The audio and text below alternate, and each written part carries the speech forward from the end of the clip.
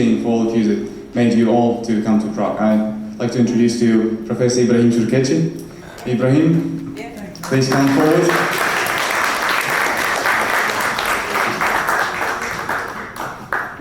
I'm not a tall guy, so I have to stand up here. So thank you very much, Vadim. Thank you very much, Inna. Dear colleagues, welcome to Prague. Welcome to the third Turkish Migration Conference. I'm very proud. We were very worried in the first one that whether it would be, something viable, something we can sustain. But ever since it grew and grew, I'm glad that we were brave enough, therefore, to venture into this, which in the last conference, one of my American colleagues said, this is the second time we are doing it, so we can call it a tradition. I think we are on the way to become, because in a university nearly 800 years old, it would be a bit far-fetching idea to call it a tradition after 3 events. So it was roughly about 2 decades, 20 years ago. I was one of the about 20 participants in the first ever kind of Turkish migration conference. We had it in Bolu, a small town between Istanbul and Ankara. And in the last two previous conferences, we had about 400 colleagues attended the Turkish Migration Conference. And this one again, in over 3 days, we will have nearly 200 people coming and sharing over 140 research papers and scholarly pieces with us. Of course, it's not about a numbers game. We are aware that there are many others who made the first two conferences but cannot be with us in this occasion. I would say this is pretty grassroots independent conference where we are having a decent scholarly exchange in a very friendly fashion. So we have some more experienced and some less experienced colleagues among us. And I suggest we keep this friendly bit, but still remain frank, so we can foster this field for community even further. Before we begin with our two distinguished speakers today in this first opening session, plenary session, I would like to thank all my colleagues at Charles University Prague, particularly Vadim and Inna. They put an enormous effort, particularly dealing with Czech embassies around the world. And I know many of you had some troubles with getting your visas. We tried our best, but that is pretty ironic. But equally important to acknowledge and note, this is really ridiculous practice, all these embassies trying to stop people traveling for any purpose, any duration. I would like to thank my colleagues at Regent's University London, of course. Many of them are here with us. Also, Manisa Celal Bayar University, they generously supported this conference, providing some materials and also staff to support. Finally, I would like to thank the University of California, Davis, Gifford Population Studies Center for their support, and Via Financial for their little contribution to the conference, but bigger contribution to our Regents Center for Transnational Studies. They are really fostering what we try to do research-wise. But of course, the most important is all of you, each of you. I would like to thank each of you for your contribution as authors, discussants, session chairs, and reviewers. You have already put a big effort in place, making this conference happen. Otherwise, we would fail big time, I believe. Thank you. Now, we will begin with Douglas Massey, who is probably all of you know. He is famous enough that we can afford to skip a biography here. We already provided the biography with the program and the website, but he is obviously one of the unquestionable leaders of migration theory and scholarship. He is one of us as well as a mover or migrant, whichever you prefer. a researcher, critical thinker, scholar. After 2 decades in UPenn, he moved to greener pastures in Princeton. Probably some of his work would be, top items in Migration 101 courses or 901 courses. Professor Massey, the floor is yours.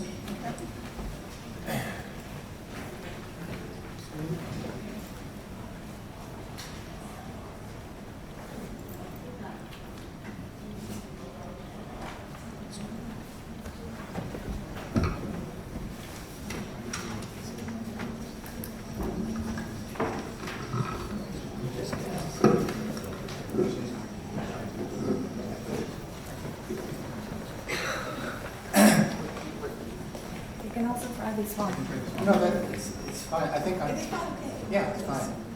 Everybody can hear me, right? Yes. Thank you. It's a pleasure to be here. Thanks to the organizers, Ibrahim, and Ina. What I want to talk about today in my lecture are things that I learned in the process of studying migration for the past 20 years and how it's changed my view of migration theory. Maybe some of you haven't heard of this, but I was a chair of something called the Committee on South-North Migration from 1991 to 1996 that was impaneled by the Union for the Scientific Study of Population, IUSSP. It was constituted by the president of IUSSP and the IUSSP Council. The president was Massimo Bacci from Italy. And our charge as a committee was to review the prevailing theories of migration, evaluate the theories relative to the empirical evidence, and create an integrated conceptual framework that would unite researchers in carrying out a common mission of migration research. It was Massimo's feeling, and I agreed with him at the time, that migration theory and research was fragmented. An economist talked to economists, sociologists talked to sociologists, anthropologists talk to anthropologists, geographers to geographers, political scientists to political scientists. And what we wanted to do was survey the body of theory and research across disciplines to try to come up with a unified conceptualization. And ultimately, it resulted in an article that many of you may have read, and a book that some of you may have read, where we systematically evaluated the literature and reported on the findings of our committee. We talked about the contemporary theories of migration and then went through how these theories applied in different migration systems around the world, looking into the empirical research evidence, first in North America, then in Europe, in the Gulf region, in Asia and the Pacific, and in South America. And then we had a couple chapters on migration and development. The committee was an interdisciplinary committee that had economists, people from politics, people from sociology, people from geography, a variety of different traditions, and it was international, taking people from Africa, from South America, from Asia, the Pacific, and from North America. The prevailing paradigms that we reviewed around 1990 were neoclassical economics and its micro and macro forms. The macro economic theory was developed by Reines and Fay, which basically conceptualized migration as an equilibrium between labor supply and demand across an international boundary. At the micro level, it was Michael Todaro, an economist, whose theory of income maximization. People, actors in different countries look around the world, observe wage differentials, calculate the costs of moving to different destinations. They figure out what they would earn if they would move to the country of destination, what they would earn if they stay, subtract the costs of movement, and then they go to where they can maximize their returns.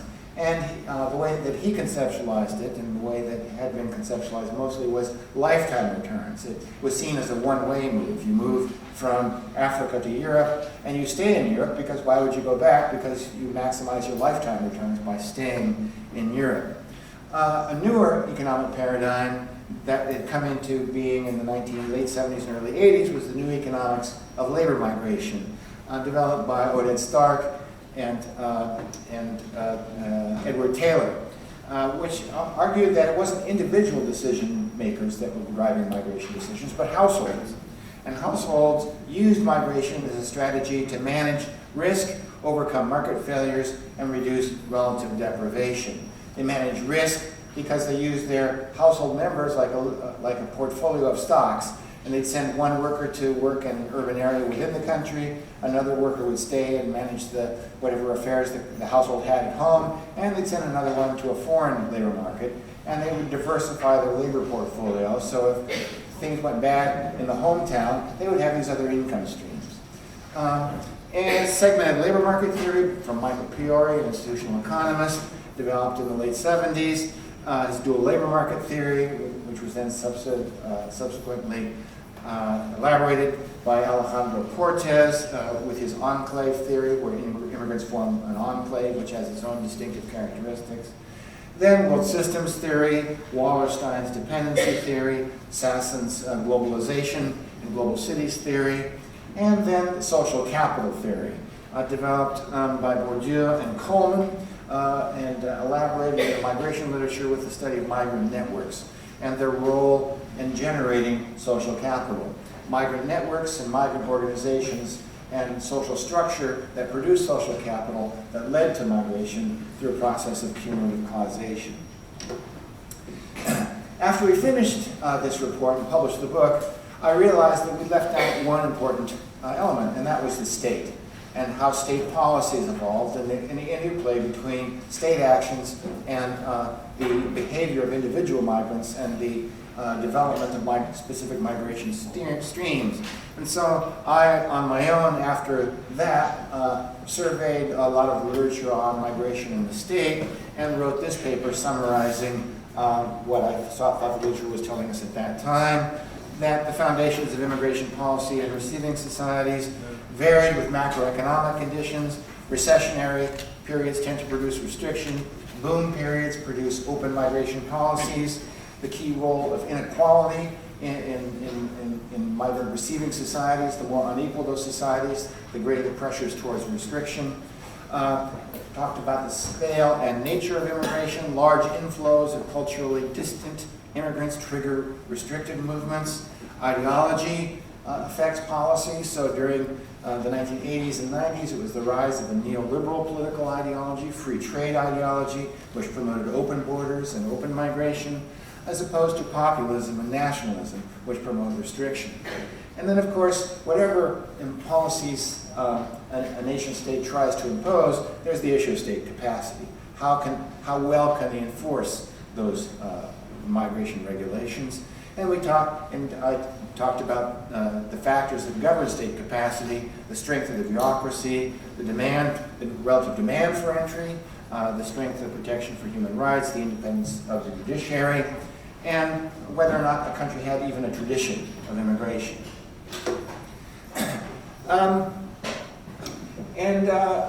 Over the next several decades, this work was done in the 1990s, I continued with my own research project studying movement between Latin America and the United States. And I tried to apply all these different theories, and I've tested all the different theories against one another and reached a number of conclusions. But lately, I've come to realize that often the critical determinant of the volume, the pattern, and the distribution of immigration has been state policy and not social and economic fundamentals. And state policy is driven by things beyond the factors that I outlined in my article about the role of the state. It's actually, oftentimes immigration policy is made in terms of beliefs and attitudes and values and goals that have nothing to do with immigration. And you can see this in the case of the United States. There were two fateful decisions that were made in the United States about immigration policy, neither one of which was based in any kind of understanding of immigration or was based in any notion of the consequences of the policies might have with respect to immigration. The first fateful decision was taken for very laudable reasons. You can all, in the United States, you can tell a lot about a country by the immigration policies that it makes. And an immigration policy reveals what's going on in the psyche of a nation. In 1965, it was a movement towards a liberal regime. It was the civil rights era. It was an era trying to get rid of racism, get rid of class inequality. And in the context of a civil rights movement, 1964 was the first major Civil Rights Act, 1965 was the Voting Rights Act. The 1965 amendments to the Immigration and Nationality Act were passed in an effort to purge racism from the U.S. immigration system. And it was not made with any eye towards actually managing or creating or affecting immigration. It was simply to de-racialize a prejudicial immigration system. In the 1920s, Congress had passed laws that created a quota system that was designed to favor people from Northern and Western Europe and to keep out people from Eastern and Southern Europe, keep out Poles and Czechs, and keep out Italians and Greeks, and favor the admission of British and Swedes. And this came to be, and ban Asians and ban Africans and ban people from the Middle East. And so this came to be seen as racist, and obviously it was. And so this was put forth as civil rights reform. And by the 1960s, Congress was run by the descendants of many of the people that were trying to be kept out in the 1920s. So the chair of the Judiciary Committee in the House was Peter Rodino, the son of Italian immigrants, and the chair of the House Ways and Means Committee was Dan Rostenkowski from Chicago, who was a son of Polish immigrants, and they were really mad about the way their grandparents had been treated. And so this was a very popular move. And they created a new ethnically blind national origin system where every country gets 20,000 visas per year. Not really equal, because China gets 20,000 visas with 1.3 billion people, and Andorra gets 20,000 visas with a couple 100,000 people. But leaving that aside, they were trying to do the right thing. They didn't think about the consequences of this, or didn't realize the consequences of this. And the main consequence was that this new reform ultimately imposed the first ever numerical restrictions on immigration from the Americas into the United States. Prior to 1965, there were no numerical limits on immigration from Western Hemisphere countries into the United States. 1965 established a hemispheric cap, and subsequent amendments ratcheted down the restrictions until by 1976, all the countries in the Western Hemisphere had a 20,000 per country per year cap on legal immigration.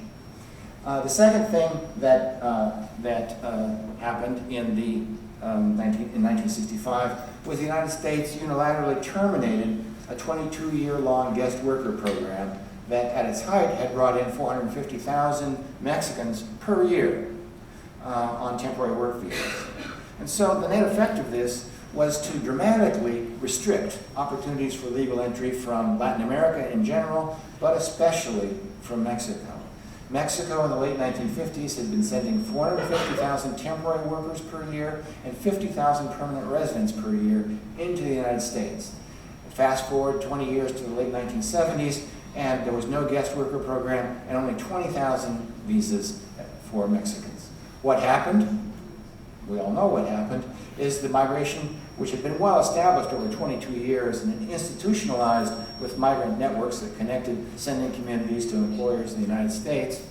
Migration simply continued under undocumented auspices. And this changed the composition of migration from legal to unauthorized, legal to illegal. And that had tremendous consequences that set in motion a whole set of actions.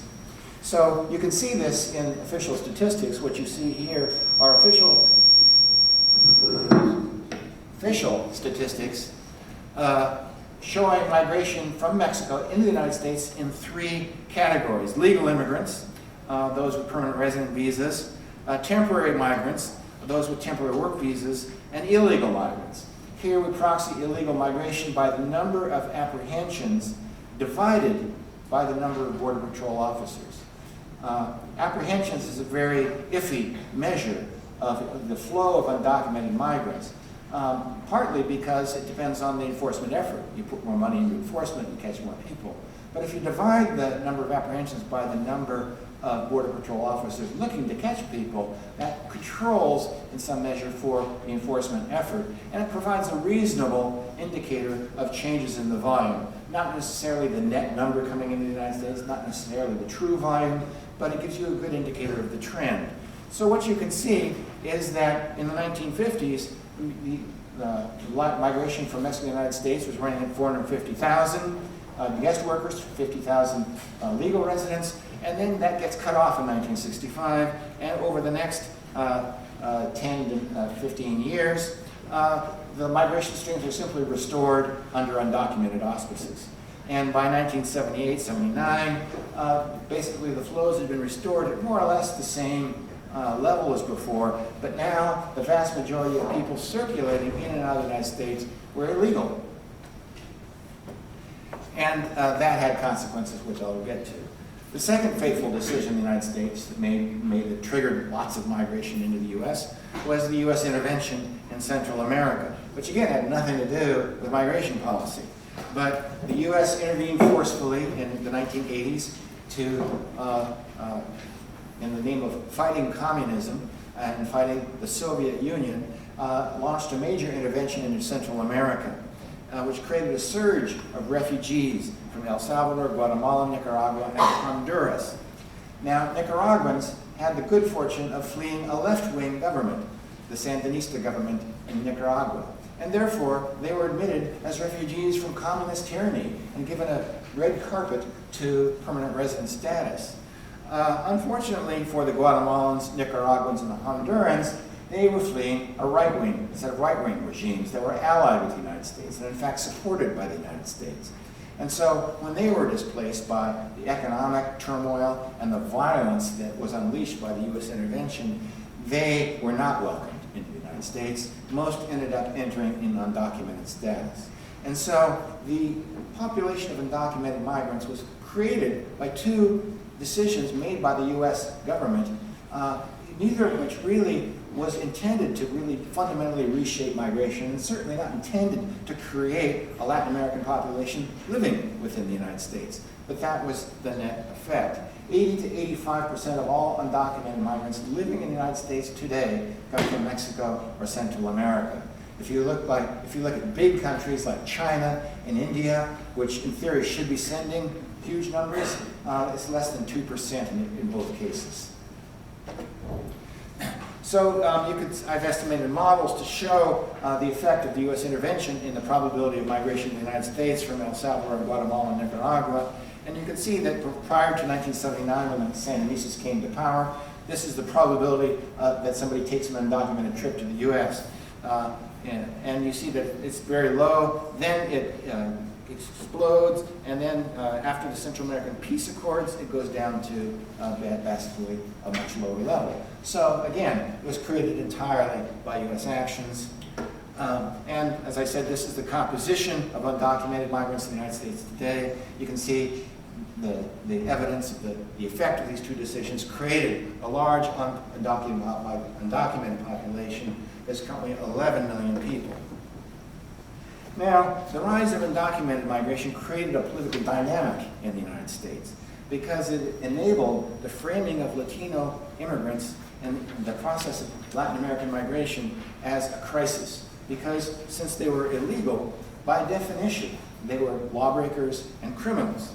And immigration began to be treated in the American press as a grave threat. They were illegals, they were subversives, they were criminals, they were terrorists, they were invading aliens, they were occupiers, and once the war on terror got going, they became conflated with terrorism. And immigration was treated as a crisis in the media with two metaphors. Flood metaphors became increasingly common. Mexican immigration was a flood of illegal aliens that were going to drown American culture and inundate American society. Or martial metaphors, war metaphors. It was an alien invasion where outgunned Border Patrol officers defended the line at the border and they were met by bonsai charges of immigrants getting across the border, and they were going to occupy the United States. And you can see this, my colleague at University of California, Irvine, Leo Chavez, coded up magazine covers as to whether they were conveyed a threat, they were neutral, or a positive image about immigrants. And you can see the rise of the Latino threat narrative in the US media over time, from the 70s to the 80s to the 1990s. And as I said, there were two metaphors, Marine and Marshall. And this is something I did looking at newspaper articles in the New York Times, the Washington Post, the LA Times, and the Wall Street Journal from 1965 to 2009, and looking at the references in these newspaper articles of Mexican immigration as a crisis, flood, or invasion. And as you see, back in 1965, there were no such references. And then pretty much in direct lockstep with the rise of undocumented migration and the rise of apprehensions along the southern border, these metaphors become quite common, and they reach their peak about the same time that the flow is reestablished and reaches its peak, and then fluctuates in tandem with political conditions in the United States and economic circumstances in the United States. But each new peak creates another anti-immigrant piece of legislation or an anti-immigrant program. And this sets in motion a chain of events. So illegal entries was caused by US policy, and you see that to the left. And that produces, of course, a rise in apprehensions. More people trying to cross, you're going to produce more apprehensions. But then apprehensions get portrayed as something new that's happening. In fact, nothing new had changed from 1950 to 1970, in the late 1970s. Same number of people were going from the same places, going to the same destinations in the same circular fashion, only in the 1970s, they were overwhelmingly illegal. And so, by definition, they became a threat. And this pushed the United States more and more in a conservative direction, which I've estimated in models.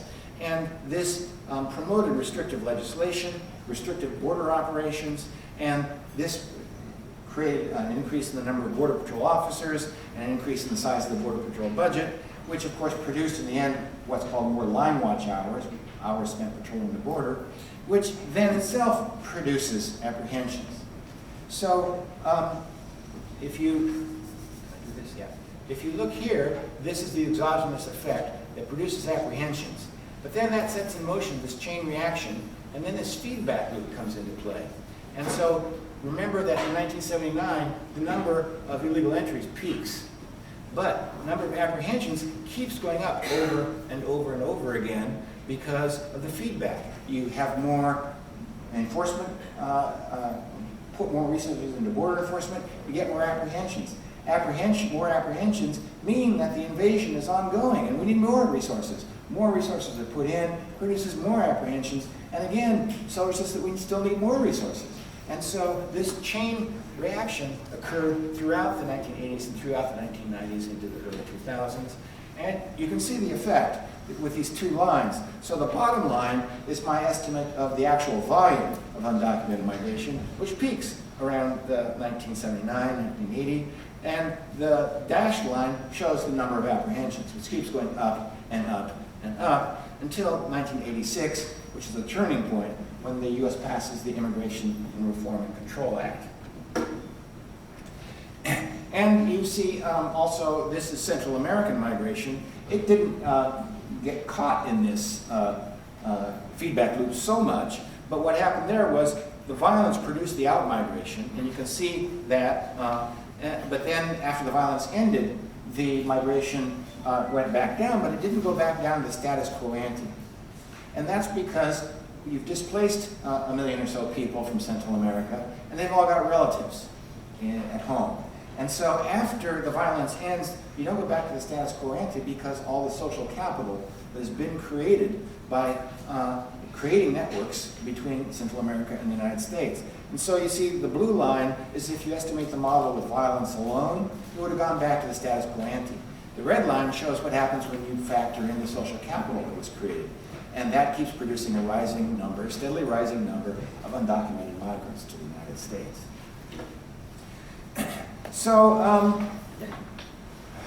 the border became this symbol, a political symbol, the border, the bulwark that protects America from any and all exterior threats. And the border acquires a symbolic significance way beyond anything having to do with immigration from Latin America. For Ronald Reagan, it became the bulwark against communist infiltration during the Cold War. For Samuel Huntington, it became a threat, a bulwark against a threat to American culture. For Lou Dobbs, who is a famous TV personality, became an invasion that was a part of a war on the middle class. And Patrick Buchanan, who is a former Nixon speechwriter, and a well-known Republican operator, called immigration part of an Aztlan plot hatched by Mexican elites to recapture lands they lost in the Mexican-American War in 1846. So this became, and over time it acquired more and more resonance. And so now the border is an all-purpose symbol that politicians employ whenever there's a new threat. So what's the latest threat? It's ISIS. So Governor Rick Perry of Texas says that there's a real possibility that extremist group ISIS may have crossed the border. Individuals from ISIS are coming to get us. Republican Jeff Duncan of South Carolina, wake up, America. We have a porous southern border and we don't know who's in the country. Ebola was the most recent threat. So suddenly there's an Ebola crisis. And what's the solution? We close the Mexican-American border because there's so many flights from West Africa into Mexico, and there's such large populations of Africans in Mexico. And so now it's ISIS and Ebola that everybody's afraid of, but the solution's still the same. More border enforcement, close the southern border. And this is patently ridiculous because if you know anything about North America, you know that if you're going to launch an attack against the United States, say you're Al-Qaeda and you want to set up a base to launch attacks against the United States, would you really go to Tijuana, where you would stick out like a sore thumb, being an observant Muslim? The narcos would probably kill you. And if you managed to set up a cell and launch an attack, you'd face the most militarized border anywhere in the world short of the Korean DMZ. Or would you go to Toronto, where there's large Islamic populations, where known terrorist cells have formed, where terrorists have actually attempted to launch attacks from the United States, to the United States. The Millennium Plot was launched from Canada. And when you want to launch your attack, you face a pretty much unguarded 2,000-mile border where you can swim across a lake, or row across a lake, traipse across some woods into the United States. But whenever there's a threat, it's not the Canadian border, it's not the shores, it's the Mexican border. So the border's become a political symbol. Renato Ronaldo, a well-known anthropologist, has theorized that the U.S. borders become theater. Border theater becomes social violence. Actual violence becomes inseparable from symbolic ritual on the border. Crossings, invasions, lines of defense, high-tech surveillance, and more. And Representative to Congress from Southern Texas says there's a long-standing history in this country of projecting whatever fears we have onto the border. In the absence of understanding the border, they insist their fears. Before it was Iran, they insert their fears. Before it was Iran and Al-Qaeda, now it's ISIS. They just reached the conclusion that an invasion is imminent, and it never is. But, so people, our immigration policy, our border policy is fear-driven. And it's driven by fears that really have nothing to do with the on-the-ground realities of Latin American migration to the United States. In fact, these calls for increased border enforcement occur at a time when illegal migration from Mexico to the United States has been zero or negative for 5 years.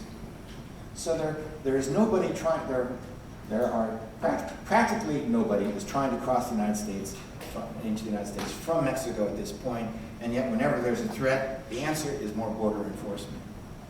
Skip that. This is what the border looks like today. You're standing on a hill with your back to the Pacific Ocean. To the left is America, to the right is Tijuana, Mexico. Just for sake of comparison, this is the Korean DMZ. And you can see, as a result of this Latino threat narrative that took a hold and set in motion a self-perpetuating cycle of enforcement and apprehensions, what happened was the militarization of the border. This is the Border Patrol's budget in constant $2,003. You can see there's an exponential increase. And remember that illegal migration stopped increasing there. So I'm going to tell you what the effects of this have been. These effects have driven what's happened in the course of migration between Mexico and the United States. The effects of militarization on border outcomes.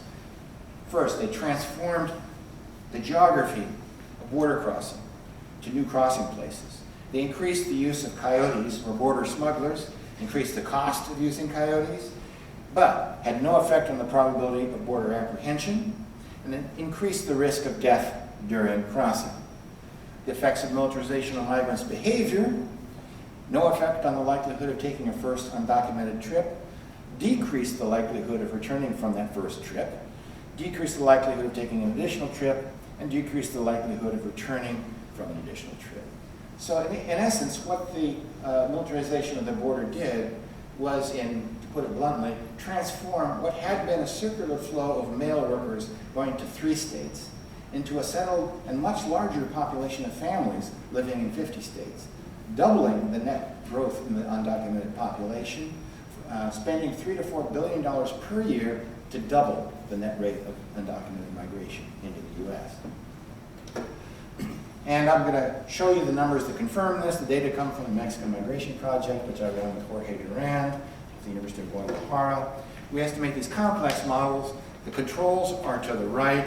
The key ones that I'm looking at are to the left, the U.S. context, and the Border Patrol budget is the key indicator of enforcement here. Employment growth, that's labor demand, opportunities for legal entry, the minimum wage in Mexico, in the U.S., compared to birth rates, rate of GDP growth, homicide rate, and Mexican wages.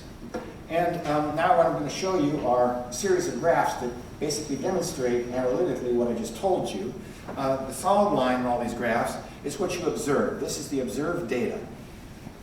And the dotted dashed line is what you get if you hold everything constant and then show the effect of the increase in border enforcement. And I'm using an instrumental variable technique here. So I'm instrumenting the border enforcement using a strong instrument. So this is an estimate of the causal effect of border enforcement. And we're looking here at the observed probability of crossing in a traditional location, where traditional location is basically San Diego or El Paso. So you can see that prior to 1985 or 86, 70 to 80% of all border crossings occurred in 2 places, El Paso or San Diego. You militarize the border, the first place you militarize are El Paso and San Diego.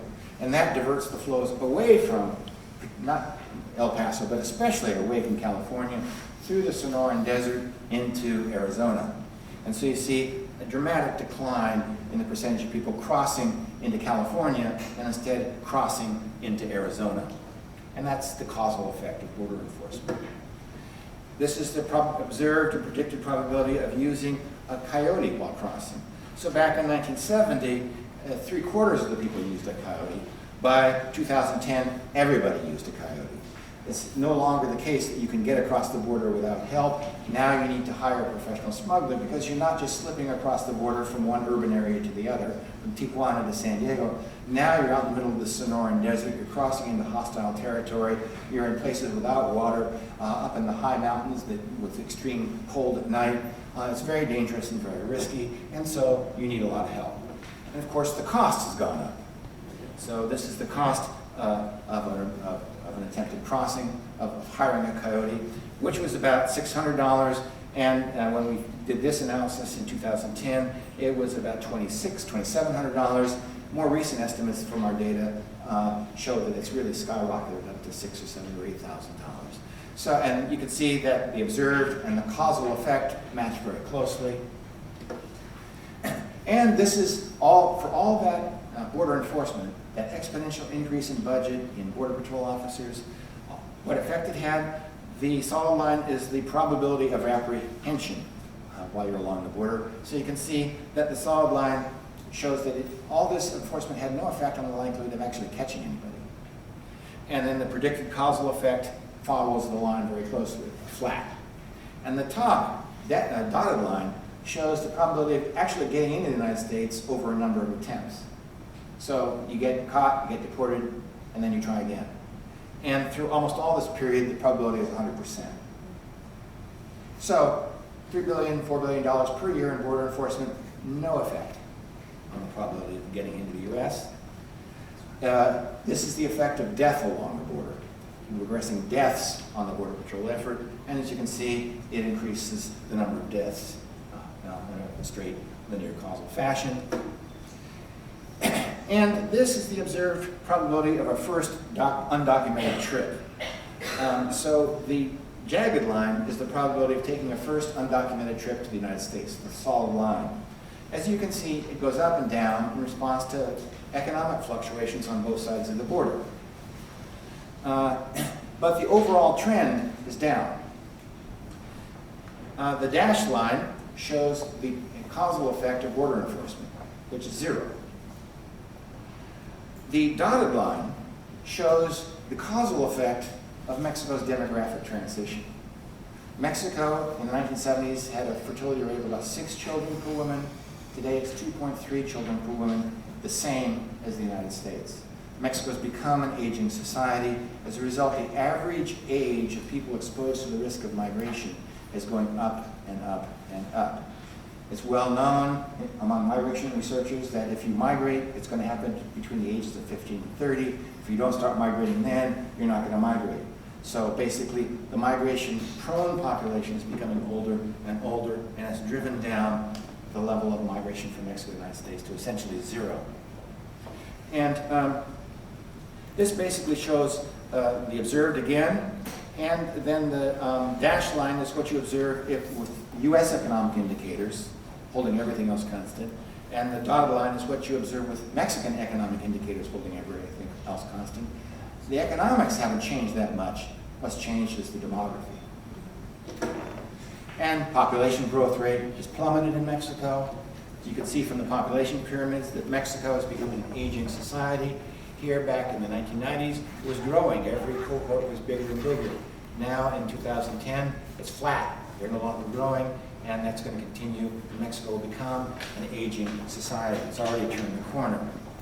Now, the big effect, as I've said, is that the effect of militarizing the border was to drive up the costs and the risks of border crossing, and migrants being rational creatures minimize border crossing.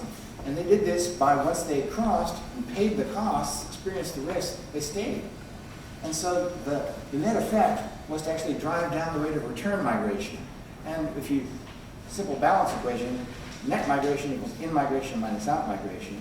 So we've already shown there was no effect on in-migration, but it drove down out-migration, it increases net migration. So, in conclusion, the consequences of the U.S. war on immigrants was we spent $35 billion in border enforcement between 1986 and 2000, that's in constant dollars, transformed what had been a circular flow of mail workers going to 3 states into a settled population of families living in 50 states, reduced out-migration while leaving in-migration unchanged, double the net rate of undocumented migration and population growth, and created a population of 11 million undocumented people, who 60% of whom are Americans and 2/3 to 3/4 are Mexican or Central American, all at the cost of $35 billion. And now we have 11 million people out of status in the United States, lacking no social, economic, or civil rights, the largest number of people without legal protection and without rights since the days of slavery in the United States, which was abolished in 1865. We have a condition for the first time of mass illegality among Latino immigrants, with majority of many immigrant groups being illegal. So the lessons learned from all this: immigration policy is often made without regard to any reality of immigration. Could be civil rights in this case, Latino threats, Cold Wars, war on terror, ideologies, fears that may be rooted in things totally irrelevant to the immigration process. Immigration policy can have a powerful effect on patterns and processes of immigration that dramatically alter the shape and course of a migration pattern. And these effects are often unexpected and unintended. In the case of the U.S., transforming a stream from a circular flow to a settlement process, and bringing about the Latinization of the U.S. population. So, what does this have to do with Europe? I look around Europe today and I see fear. I see hysteria. I see panic. And I see immigration policy being driven by this fear and panic. And my lesson from looking at the U.S. case is that policies made out of fear without any real understanding of the dynamics of the migration process are not going to turn out well. They will probably be counterproductive and probably end up with more migrants than we would have had in the first place under conditions that are much less favorable to the country of origin, to the country of reception, and to the immigrants and the natives.